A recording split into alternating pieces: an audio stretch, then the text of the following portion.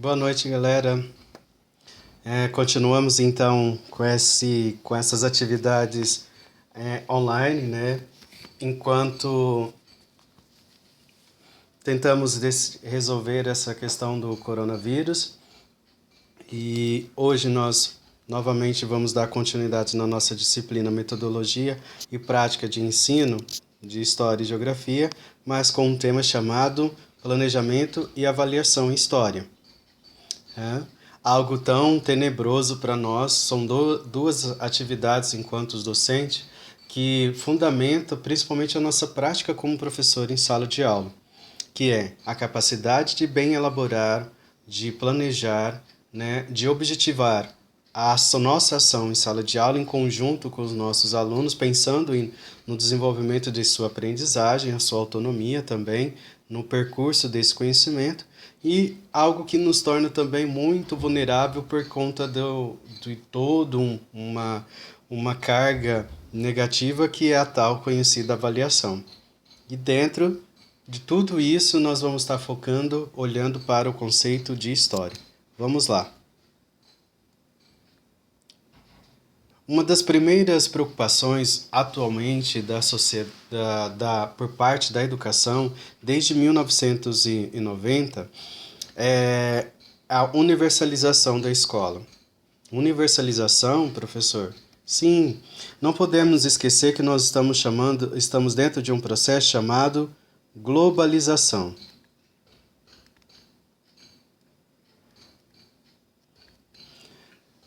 A nossa moeda, por exemplo, é baseada no dólar. Se o dólar está em alta, o real está em baixa. Com isso, imagine o seguinte, a educação também. A educação, ela tem que ter a ver com o contexto mundial e principalmente a disciplina de história. Por que eu falo isso? Não é fácil acreditar em um consenso para a educação. Não é mundial, mas é necessário porque tudo isso faz com que a gente melhor se desenvolva dentro da sociedade. Quanto mais mundialmente o aluno tiver conhecimento, mesmo ele não saindo da sua parte ali da periferia, mas o mundo de sala de aula lhe proporcionar, ele conhecer o mundo todo, melhor, porque assim ele vai se tornar um cidadão mais ativo dentro da sociedade ao qual ele pertence. Olha só, cada país apresenta problemas específicos e singulares. O que é singular? Individual, próprio, que se não se transformarem em outros, a outros, e por essas razões nem sempre, que possui sentido e valor para alguns, se aplica a outros. Então, existe problemas de países, se existe problemas, de nossa família, mesmo dentro de uma mesma sociedade. Na minha rua, em torno, são 10, 20 casos, 10 casos. Cada sujeito que está, o vizinho da minha frente tem o seu problema, o vizinho do meu lado direito tem um problema, do vizinho da esquerda, ou do fundo, enfim, cada um tem o seu problema. Agora vamos colocar para dentro de um âmbito global ou de países. Cada país vai ter a sua forma de entender as situações.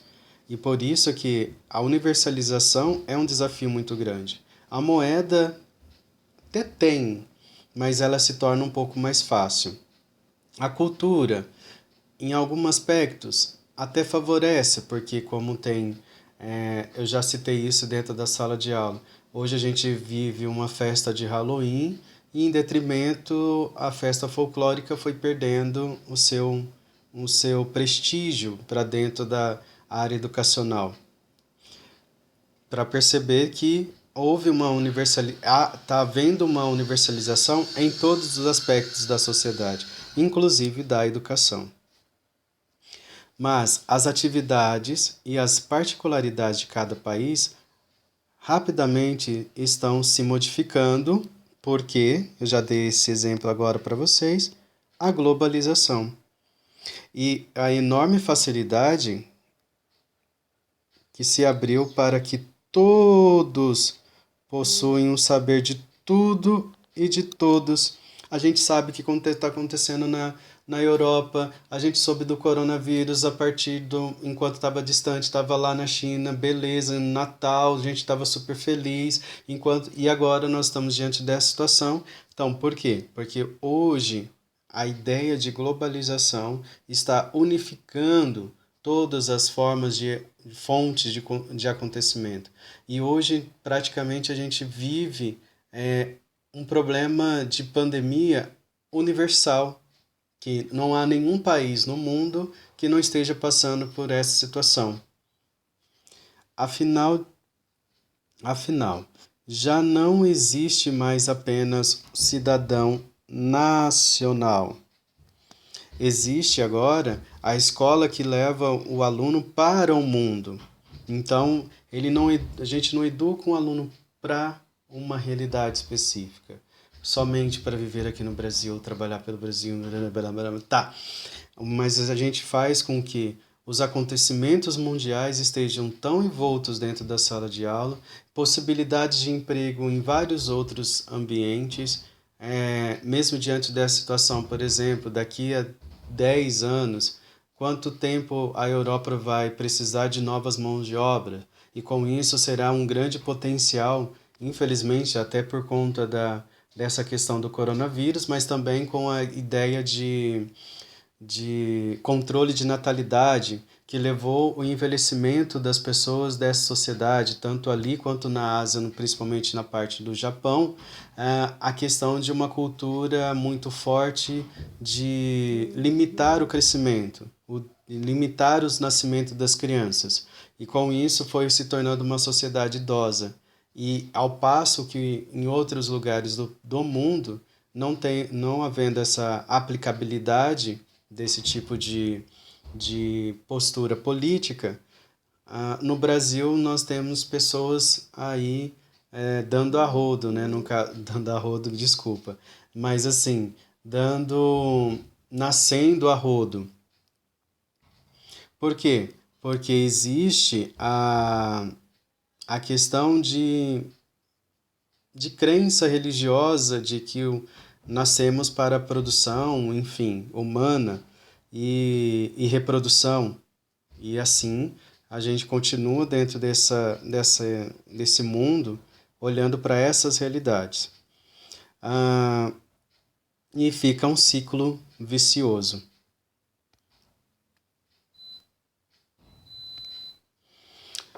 Conferência Mundial de Educação. Como eu falei para vocês, desde 1990, com um trabalho realizado pela Unesco, né, na Tailândia, nós temos houve uma conferência mundial com a intenção de universalizar, de criar critérios para a educação mundial, onde todos os países deveriam assumir compromisso com isso. Claro que, se tratando do Brasil, a gente ainda trata isso com um certo desleixo, podemos assim dizer. Mas estamos caminhando, até porque agora a gente tem um documento pautado exatamente nesses resultados de 1990, e a gente está falando de uma implementação de uma BNCC, a gente já teve a LDBEM, a LDB e o Fundeb, tudo para auxiliar para que houvesse esse desenvolvimento da educação no Brasil. Elegeram 4 pontos que devem representar o consenso de uma educação de qualidade. Portanto, foram estabelecidos para que políticas nacionais... professor, eu não gosto de política. Tá na hora de começar a gostar. Já passou, inclusive. Já está aí no 5º e no 4º semestre de pedagogia, já deve entender que a gente trabalha sobre políticas educacionais. Então, nacionais que se integrassem através de um mesmo olhar. E quais seriam esses mesmos olhares que a gente tem hoje sobre educação no mundo todo? São 4 pilares. Acredito que vocês já ouviram falar muito deles. Hoje a gente vai falar dele mas especificamente para dentro da disciplina de História.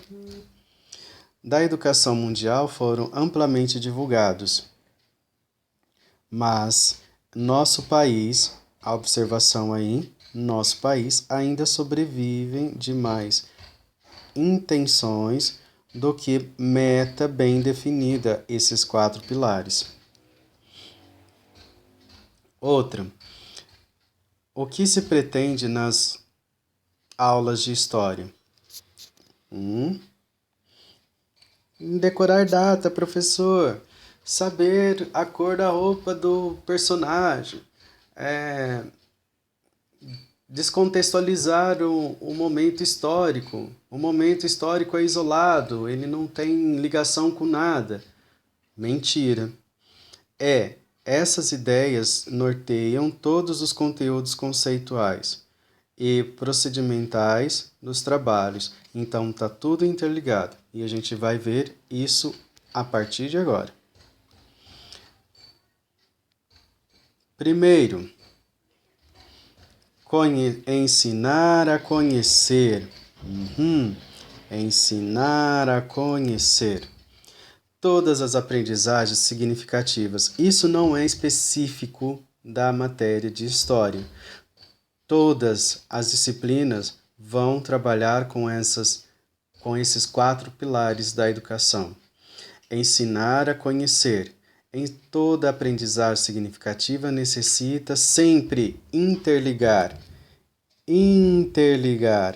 ligar, fazer ligação entre natureza e humanidade e, ao mesmo tempo, possibilitar análise, síntese e desenvolvimento de um novo conhecimento, que a gente chama de ampliação, que serve tanto para entender o ontem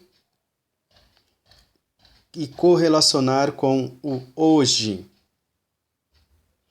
Ensinar a conhecer vai além de ensinar isto ou aquilo. É permitir aos alunos a descoberta de que mais importante do que aquilo que aprendem são os processos, os procedimentos, como, porque aprendem. Então, muito mais do que o conteúdo, muito mais do que a conceituação, o aluno ele precisa estar envolvido em todos os processos para ele entender como se desenvolveu tudo aquilo. Ele precisa ter clareza e aplicabilidade, às vezes, de analisar, como já foi proposto, o ontem com o hoje, e interligar esses processos.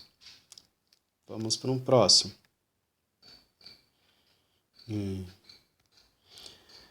Ensinar a fazer. Como aplicar os saberes na rua que se caminha, nas relações que se descobre, no mundo que se olha? Esse é o desafio nosso de história, porque afinal de contas, professor, por que eu vou aprender história? Tudo era no passado, eu não estava lá, nem eu. Essas historinhas, essas coisinhas, essas piegas, essas não fazem mais parte. Por quê? Em história não existe e não pode existir um capítulo especial para as competências saber fazer e as habilidades de fazer bem. Por quê? Porque todos os assuntos que a história trabalha, todos os assuntos que a história apresenta, são ações que constroem em cada assunto que se aprende.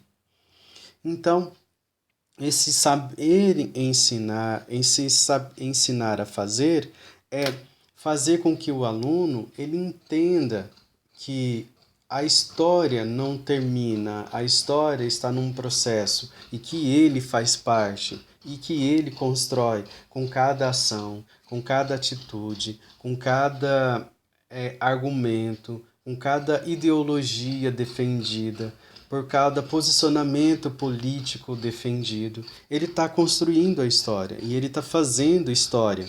Então essa é a parte mais gostosa da história, porque é a prática mesmo, é a vivência do sujeito no dia a dia, dia após dia.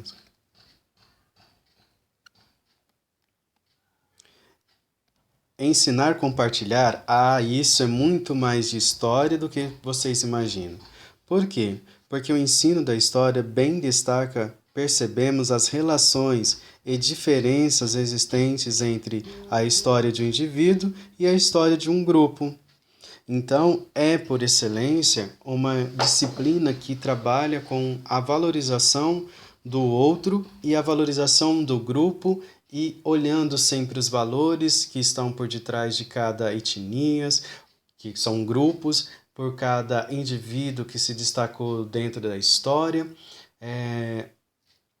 Porque compartilhar isso, compartilhar a partir do momento que eles compartilharam seu saber, a humanidade ganhou desenvolvimento. Com a de outros, construindo assim um conhecimento histórico de forma dialógica e compartilhada. É uma sociedade que a gente tem que sempre estar dialogando, estar em envolvimento com o indivíduo, de interação. Por exemplo, pegar um tema tão bobo, felicidade. Como que a gente pode ser feliz se a gente não viver em sociedade? O homem, por natureza, ele vive dentro de um contexto social. Eu digo não por natureza, mas às vezes por conveniência. Isso não sou eu que estou falando. São os filósofos contratualistas, como, por exemplo, Locke, Hobbes, Rousseau, vai entender que houve uma necessidade de um contrato social. E a partir desse contrato, estabelecido esse contrato, as pessoas, os humanos começaram a viver em sociedade. E a partir de então, eles têm esses confrontos. Ora, estão tudo muito bem, né? Enquanto um grupo, de repente esse grupo se rebela um contra o outro e forma outro grupo e assim por diante. Mas o importante é que no final das contas, ninguém hoje fica isolado vivendo sozinho. Ninguém é uma ilha. Por quê? Porque, afinal de contas, constituímos grupos, núcleos sociais que favorecem a nossa melhor vivência nesse mundo. Então, ensinar a compartilhar é, por excelência, uma parte específica aí dos 4 pilares da educação, ao que mais se compartilha com a história.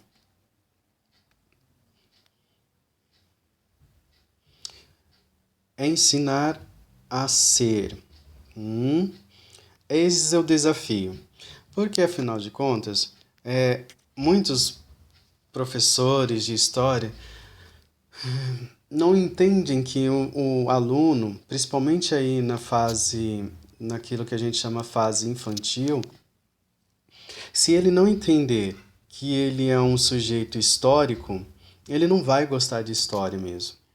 Ele tem que entender que ele faz parte de uma sociedade, que ele nasceu em um determinado período da história e que esse determinado período da história tem N contextos e se ele nasceu bem, numa família super tranquila, ele tem um tipo de realidade e se ele nasceu em uma família de periferia, ele tem outra. Se ele nasceu em uma sociedade que a família ainda pertence ao meio rural, é uma outra realidade, e se ele nasceu em uma família de uma vivência tribal, ele tem outras realidades. Então, isso tudo tem a ver com a história. O aluno necessita aprender a ser com a ajuda do professor para descobrir sua individualidade. A partir do momento que ele entende a sua individualidade, que ele faz parte de um processo, que ele é integrado a esse processo, ele pode simplesmente ter duas coisas: ou se conformar, ou se propor a transformar. Esse é o papel do professor. É tirar essa realidade, essa escama do olhar da criança, ou do jovem, ou do adolescente, de que as coisas sempre foram assim. Não, as coisas foram assim por conta de uma condição histórica. E não é possível que não há possibilidade de mudança, de alternância, de alteração. Conhecendo bem a si mesmo, então, quando o aluno ele entende, ele sabe das suas realidades e ele conhece a si mesmo, ele descobre que ele pode ser um transformador do outro. E mais do que isso, ao mesmo tempo sendo o transformador dele mesmo. A história, bem como ensina novas maneiras de ser, o olhar o tempo e o lugar constitui instrumento essencial para a revelação. Aí fica tudo nu, fica tudo claro para a pessoa quando ele entende as manobras que são feitas para estabelecer essa organização social, onde o rico fica bem e o pobre fica distante. E quando ele compreende como que isso se dá, que não é uma vontade de Deus, que não se trata de uma condição natural, mas sim social, política, econômica, aí começamos a construir o que a gente chama de verdade e ajuda a conhecer, a saber fazer o bem, fazer melhor e ao mesmo tempo compartilhar. Quando o aluno ele auto se conhece, ele favorece a ajudar as pessoas a mudar o mundo em que vive, no qual aprende principalmente a conviver. Seguindo. Com relação terminamos então os quatro pilares da educação e agora a gente vai para aquela parte que eu disse para vocês, que é o gargalo de todas as disciplinas, não somente de história, que é ter um bom planejamento. O que é planejar? E um planejamento, ele dá todo esse norte da gente trabalhar esses quatro pilares de um jeito tão gostoso, tão maravilhoso dentro da sala de aula. E aí, se a gente entender esses quatro pilares da educação, o planejar, pessoal, fica uma coisa muito sutil, muito fácil da gente conquistar os objetivos dentro da sala de aula. Falo isso por experiência própria. Vamos lá. O planejamento no ensino de história. De acordo com o autor Libânio, o planejamento escolar é uma tarefa docente, tá bom? Não é de Google, não é de fulano, não é de coordenador, não é de secretaria, é própria do docente. É uma atividade que nós devemos exercer, porque afinal de contas, é você que conhece a sua turma, você deve entender as realidades da sua turma. E com isso, é uma atividade que inclui, então, também uma previsão das atividades didáticas em termos de organização e coordenação em face dos objetivos propostos, quando sua revisão e adequação no decorrer do processo de ensino. Isso porque eu faço o projeto, acho super maravilhoso e até admiro aquele professor que consegue fazer o planejamento do anual. Tá, eu geralmente faço bimestralmente falando. Quando eu faço essa organização de processos, de previsão do trabalho e revisão também de alguns conceitos que eu planejei, é exatamente coisas que acontecem. Uma pandemia mundial me refere a eu mudar as minhas estratégias, o distanciamento social, o uso das tecnologias, como a gente está fazendo. Então faz com que eu mude ou modifique, reviso todo o meu planejamento que eu tinha planejado. Ao planejar a aula, entenda-a como um degrau situado no meio de uma escada. No meio, no seu apoio necessário é o degrau anterior, e seu objetivo será o degrau seguinte. Gosto quando o Libânio faz esse tipo de interlocução, favorecendo para a gente entender. Eu estou num estágio, eu preciso subir, estou em outro, para alcançar um outro. Então, eu vou observar o que já aconteceu, planejar o hoje é a escada onde meus pés estão agora, e, e planejar é olhar para onde quero ir no próximo, com o meu próximo passo. É impossível improvisar uma boa aula e, ao entrar em sala, todo professor precisa estar ciente do tema que vai apresentar e por que vai apresentá-lo. Isso, minhas caras, é fundamental. O porquê e o tema. Porque eu posso não ter o recurso, eu posso ter não a quantidade de aluno esperada, eu posso não ter uma boa sala de aula adequada, mas se eu sei o que eu tenho para falar aquele dia, nada disso pode dificultar. Pode até dificultar, mas não pode excluir o que eu tenho para dizer. Por quê? Porque eu preparei.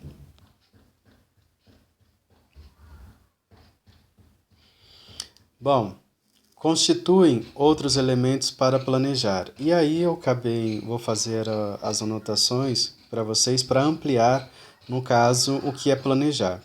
Determinação das metas ou objetivos que deverão ser atingidos dentro de determinado espaço e tempo.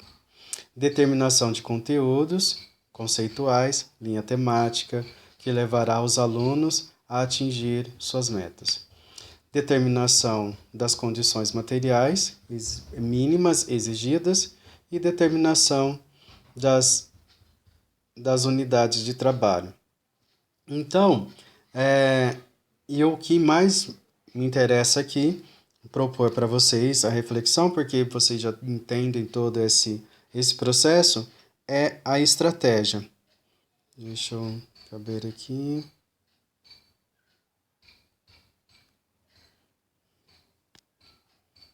Deixa eu voltar. As estratégias. Nesse caso aqui, o que me interessa é estratégias e envolvimento das famílias e dos colaboradores da comunidade escolar. Sempre, né? Como a gente falou da partilha lá, e nessa questão da educação, principalmente de história, é envolver o quanto mais possibilidade de ter para que a criança tenha todo o contexto é fundamental. Sim. Os objetivos do ensino de história é importante verificar se os alunos foram capazes de dominar a linguagem, a questão da linguagem. Então, deixa aqui. Importante. Linguagem. São capazes de compreender e interpretar os fenômenos, os acontecimentos, os fenômenos e assim interligar com as disciplinas escolares. Aqui nós estamos falando dos fatos. Fatos. Foram estimulados a solucionar problemas denominados informações corretas sobre os fatos para tomar decisões acertadas diante dos desafios. Mais uma vez, reconhecimento, né? O problema em história é o desafio de incitação, a busca, a estímulo, a reflexão, a pesquisa. Quando não se sabe algo, é hábito criar hipóteses para a sua resposta e o problema é aferido, ou seja, confirmado da verdade dessa hipótese. É buscar, aferir. Então,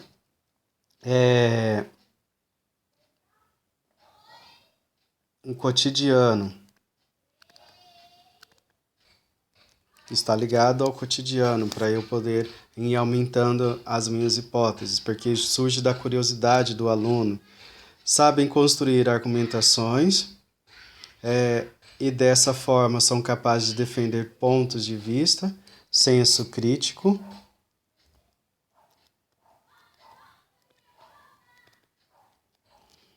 São capazes de formular propostas para resolver os desafios.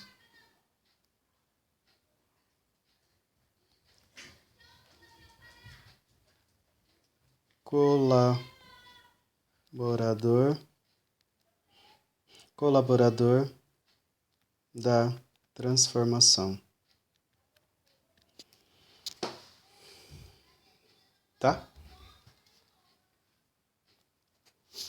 Da transformação. É isso.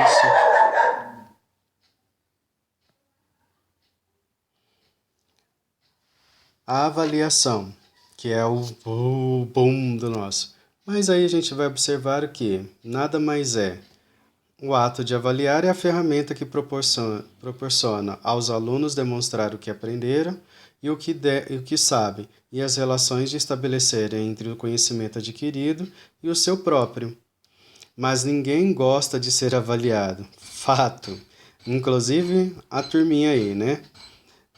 Diante da avaliação, costumamos ter muitas reações físicas e fisiológicas. Contudo, não há possibilidade de abrir mão de uma boa avaliação. Mas o que então a gente faz para minimizar toda essa angústia? Neme e Martins Escunhela fala o quê? A avaliação deve representar um estímulo à aprendizagem. É o aluno entender que ele vai fazer uma devolutiva para que o professor entenda se ele compreendeu ou não e fazer então uma retomada. Por isso a gente chama de uma avaliação diagnóstica. A compreensão não é punitiva, não é de só somativa, mas ela é uma avaliação que compreende o deve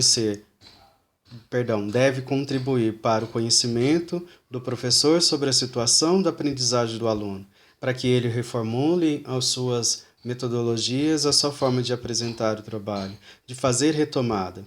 Os dados colhidos devem conduzir ao planejamento, por isso que eu faço bimestralmente, como eu disse para vocês, porque aí eu sei de onde que o meu aluno tem mais dificuldade e modifico, às vezes, as estratégias de apresentar o conteúdo. Os objetivos e os conteúdos devem ser compatíveis, a fim de dar maior coerência com a avaliação. Nada de surpresinha, pergunta surpresa, eu acho que seria bom, a não ser que você tenha um propósito. Você colocou aquele conteúdo porque ainda você vai trabalhar e se o aluno tem clareza daquele tema. E se ele não tiver, mas isso seria uma pergunta a mais que não teria aí valor. Não teria valorativo, não teria um valor dentro da avaliação, apenas como para você um ponto de partida. O instrumento de avaliação deve atingir o que é importante a ser aprendido. Então, cor, roupa, enfim, do personagem, data, não interessa. Mas o conceito principal é como aconteceu, como se desenvolveu, quais são as principais ideias dentro desse fato histórico. Isso é importante. Durante a avaliação, o professor deve ajudar o aluno a dar boas respostas ao que foi solicitado. Não quer dizer que o professor vai dar resposta. Ele vai conduzir para que o aluno, de uma certa forma, se ele estiver indo por um caminho, o professor observar e dizer, reflita, pense, volte, para justamente ele refazer a sua avaliação. Todas as solicitações deverão ser devidamente contextualizadas, evitando a fragmentação do conhecimento. Então, as solicitações, ela deve estar dentro de um contexto, não deve sair do nada. Por isso que o que é isso? O que é aquilo? Quem foi? Por que foi? não trabalhamos mais questões e não deve-se trabalhar questões baseadas dentro desses conceitos. A gente tem que trabalhar ela dentro de toda uma contextualização e fazer com que o aluno reflita sobre e consiga traduzir tudo que está exposto para a objetividade da questão solicitada.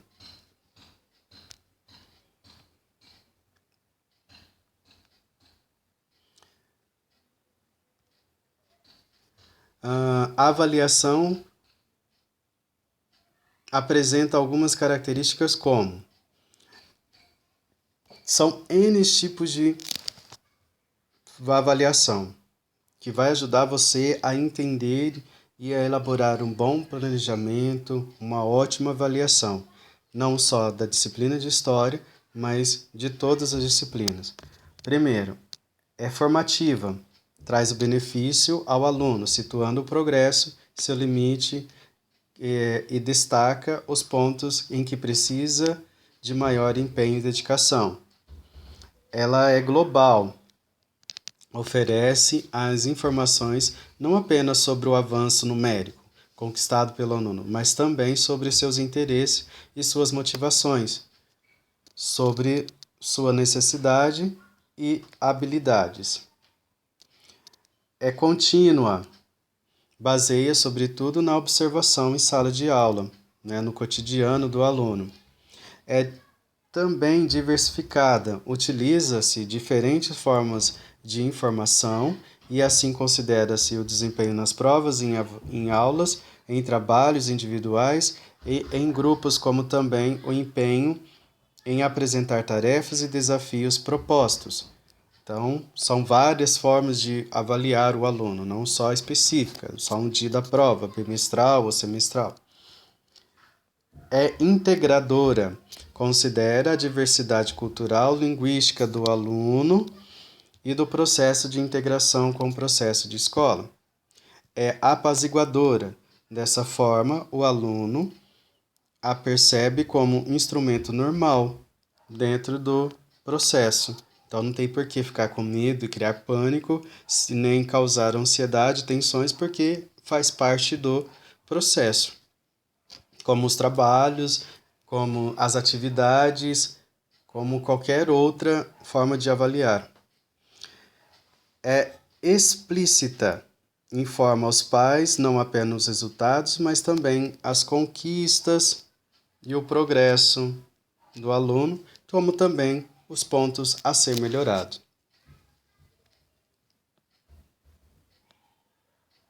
As habilidades que devem ser trabalhadas em História é básica, tá? Mas é só para trabalho em todas, mas em História especificamente são essas.